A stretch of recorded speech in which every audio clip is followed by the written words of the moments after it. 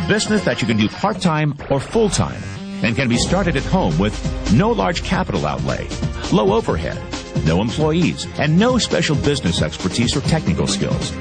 A business that allows you to work your hours for your goals. A business that offers time freedom, financial freedom, and a franchise-like, step-by-step business plan. Let me tell you something you already know. The world ain't all sunshine and rainbows. It's a very mean and nasty place, and I don't care how tough you are, it will beat you to your knees and keep you there permanently if you let it. You, me, or nobody is gonna hit as hard as life. But it ain't about how hard you hit. It's about how hard you can get hit and keep moving forward. How much you can take and keep moving forward. That's how winning is done. Now, if you know what you're worth, now go out and get what you're worth. But you gotta be willing to take the hits and not pointing fingers saying you ain't where you wanna be because of him or her or anybody. Cowards do that, and that ain't you. You're better than that. Don't ever let somebody tell you you can't do something. Not even me. All right? All right. You got a dream, you got to protect it. People can't do something themselves. They want to tell you you can't do it.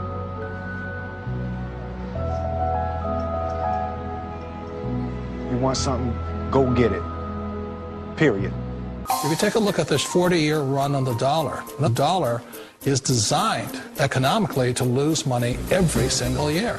So why would you save something that loses money every year? And what this means for somebody on retirement plans is that after you retire, the value of your dollar goes down and your cost of living keeps going up. To my rich dad, that was bad advice and made no sense. Again, it was different value. An important diagram my rich dad showed me when I was a little boy was a diagram known as a cash flow quadrant. And the quadrant is made up of the 4 different people who make up the world of business. So my rich dad said, in the world of business, there's E's. And E's stand for employees. An employee, he says, you can always tell who they are by their core values. And what the employee, whether the president or the janitor of the company, will always say the same words. The words are, I'm looking for a safe, secure job with benefits. That's what makes them an employee, because their core values are security. The other one of the 4 is the S, or the small business owner or the self-employed. And again, their core values will cause them to use the same words, which are, if you want it done right, do it by yourself. S means they're also solo. They're generally one-person act, or they operate by themselves. On the right side of the quadrant are the B's. And what Rich Dad said the B stood for was big business, or like Bill Gates. Forbes defines big business as 500 employees or more. And their words are different. They say, I'm looking for a good system, a good network, and the smartest people I know to help run my business. So they're unlike the S. They don't want to run the company by themselves. They want smart people to run their companies for them. And then the 4th of the quadrant is the I, and I stands for investor. These are people who have money work hard for them. These people are people who have people work hard for them. And these are the people that work hard for the rich here. So early on in my life, it was my poor dad who always said to me, you know, Robert, go to school and so get a high-paying job. And so my poor dad's core value was to be an employee. He wanted job security, promotions, a steady paycheck, and all this. And so it was my rich dad who said to me, he says, you know, Robert, if you really want to be rich, learn to build businesses. It made more sense to him to work hard to build a business, something you owned and something you could pass on for generation to generation to your kids. Whereas my poor dad said work hard, but my rich dad said, why would you work hard for something you'll never own and you can get fired from right away? Again, that was the difference in values. So my rich dad suggested I learn how to be a business owner and learn how to be an investor. And that's one of the big differences. On this side of the quadrant, these people here work for security. They work for money also. On this side over here, their key value that they want is they want freedom. They don't want to have to work at a job anymore. They don't want to have to work for the rest of their lives. So the beauty of building a business and learning how to invest is very simply that this is passive income. You work hard for a few years, but possibly for the rest of your life, income keeps flowing to you. Of all the businesses out there, which type do you choose? One of the reasons I consider a direct selling business a perfect business is very simply because the company will work with you to get the business skills that make you rich. Always remember that it's not money that makes you rich, it's business skills. And that's why it's a perfect business. They'll take as long as you like to get the skills to make the money. And that's a lifetime skill thing. The other part about it is the low startup cost. You know, where else can you get in for under $500 and get these skills? For people who want to make the shift over to the B quadrant, which is what I would recommend for people, one of the beauties of a network marketing company is that you can do that for a very low price. And that's why I talk to people about considering network marketing. If you're to build a Microsoft, it would take you hundreds of millions of dollars. But a network marketing company allows you to start at a very low rate. They'll be patient with you. They'll take their time to transition over here. And the reason why that time is so important to most people is it takes time to change those values. And the most important thing is once you take the time, let's say it takes 1 year, 2 years, 5 years, whatever time it takes, once you see the value or the core values of this side and this side, you're unstoppable. Today, I would never go back and get a job. Why should I? I'd rather stay on this side, build companies, pay less taxes, and make more money. But the key is a person needs to change the values from my poor dad to the values of my rich dad. And that's one of the beauties of network marketing companies. They allow you the time, and at very low cost, they'll work with you to make that transition over there. The number one asset a person can build is build a business. That is the smartest thing you can do. Years ago, I decided not to follow the corporate ladder simply because, again, it was values. You know, my poor dad always said, go to school and get a high-paying job with the government or a big corporation.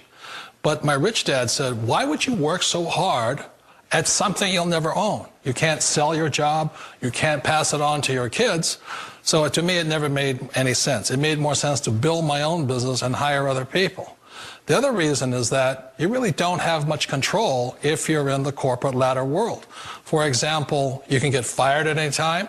Or today we have what's called M&As, or mergers and acquisitions, where another company buys another company.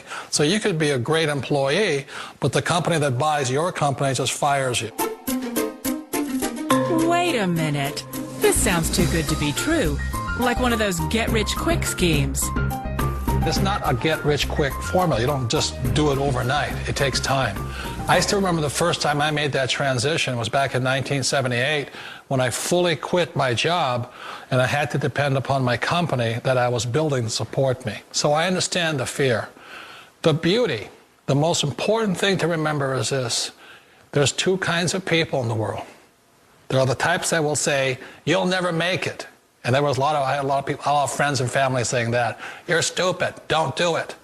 And the second type were the people that said, go for it, you can do it. Don't worry about it, we'll cover you. So the most important thing is support of friends and family.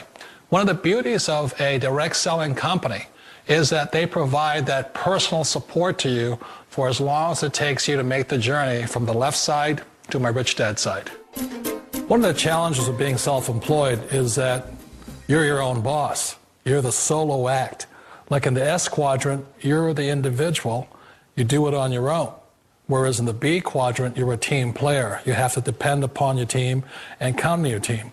So the problem with being an S is that, let's say you're in a traffic accident, there goes your income. And let's say you get older and you haven't set enough money aside to retire on, that means you'll probably have to work for the rest of your life because you don't have anybody else to fall back on, not a team to count on. So one of the problems with the S, although most people say it's the most satisfying of all work, it is a solo act, and you're totally on your own. Personally, I'd rather be a member of a team. You know, they can count on me and I can count on them. We all know the world has changed, but sometimes the hardest thing to change is ourselves. And being an old guy, I sort of know the older I get, I sometimes get more set in my ways. And I think that's one of the things that a direct selling business offers people, why it's the perfect business. They allow you to take your time to make the mental, emotional, and physical changes required to move from the left side to the rich dad side. I think that's a big thing. It's a very gracious, it's a very elegant way, it's a patient way of supporting you in making the changes of your life. So please remember, change always creates upset, but sometimes we all know we have to make those changes. And if you know it's time for you to make that change, then the perfect business may be a direct selling business for you.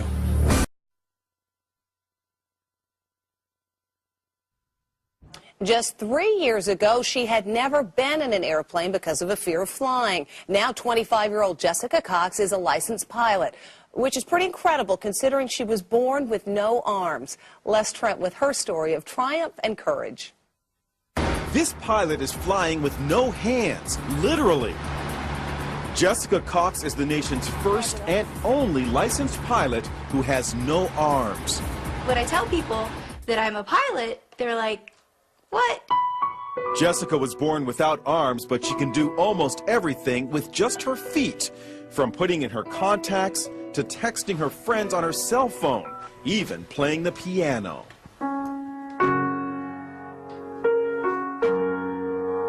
Jessica has a black belt in Taekwondo. She makes a living as a motivational speaker, but always had a fear of flying. So Jessica decided to face her fears head-on and got a pilot's license. She talked with our Jim Murray. How is it possible to fly a plane without hands? You know, it's even hard for me to believe when I'm talking about them. You just do it.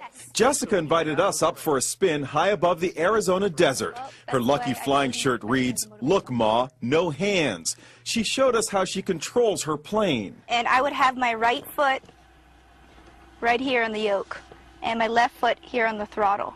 And I'm using my big toe to push on the push-to-talk switch. So you feel perfectly safe? I do, yes. Is there any issue of safety at all? You know, there's not. After, an hour, just like driving with her in a car, after an hour or so, you don't even really realize she has no arms. Our cameras were mounted inside the small plane to see Jessica in action. Watch as she takes off. Jessica uses her left foot to control the throttle. Then her right foot pulls out the wheel as she lifts off. It looks scary, but she does it like a pro. And watch, after she makes a picture-perfect landing, she stretches her leg and opens the cockpit windows. How was the flight? That was fun. Good for her. Doctors have never been able to come up with an explanation as to why Jessica was born without arms. Now take a